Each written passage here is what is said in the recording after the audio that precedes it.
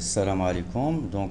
Je continue avec la vidéo de création d'une boîte d'authentification, de login avec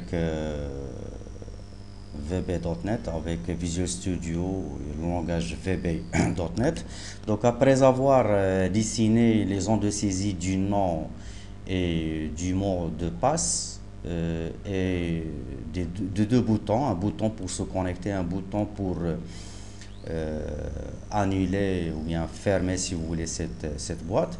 Donc on va coder en premier lieu le bouton de commande se connecter et en premier lieu je vais coder ce bouton afin qu'il teste l'existence de valeurs au niveau des deux zones de texte, la zone de saisie du nom que j'ai dénommé T1, je vous rappelle, et la zone de saisie du mot de passe que j'ai dénommé T2, sachant que les deux valeurs de ces deux zones de saisie, de ces deux zones de texte sont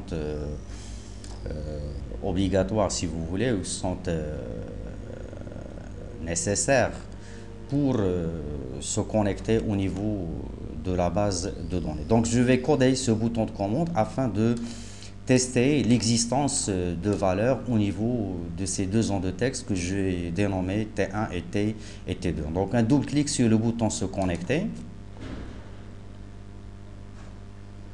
Donc j'ai pas changé le name du bouton, donc il prend par défaut le nom bouton 1. Donc on aboutit à un module de classe concernant la boîte d'authentification que j'ai nommé flog et une procédure événementielle privée liée à l'événement clic du bouton se connecter nommé par défaut bouton 1. Donc un test sur l'existence de valeurs au niveau de la première zone, T1, la zone de saisie du nom d'utilisateur. Et à chaque fois, donc je vais pratiquer une technique de quota, c'est de lever les exceptions ou bien de filtrer les exceptions. La première exception, c'est le fait que la zone de saisie du nom est vide. La seconde, c'est le fait que que la valeur de saisie du mot de passe est vide. Donc, je commence mon premier test. Donc, ce sont des tests avec des if. Donc, j'accède à la première zone avec son nom, c'est-à-dire T1. J'accède à la propriété texte et je vais la comparer avec une chaîne de caractères vide, c'est-à-dire je vais tester l'inexistence de valeur au niveau de cette zone. Donc, si c'est le cas, c'est-à-dire si la première zone de texte est vide, je vais déroger de la règle d'affichage de messages et ainsi de suite. Donc, je vais changer l'arrière-plan de la couleur d'arrière-plan de cette zone de saisie. Donc en accédant à son backcolor et je vais affecter à sa couleur de fond, la couleur red. Je vais focaliser ou bien rendre le focus à cette zone et je vais quitter la procédure avec un XITSAB.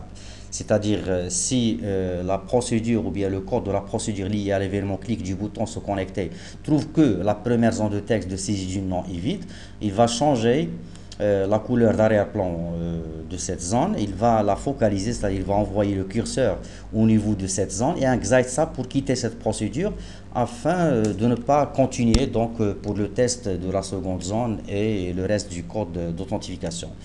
Donc si c'est le cas, c'est-à-dire si la procédure a abouti à ce point, cela veut dire quoi? Cela veut dire que la zone T1 est remplie et par suite on doit en premier lieu changer, si vous voulez, ou bien rendre la couleur de son arrière-plan à la couleur standard, par exemple la couleur blanche.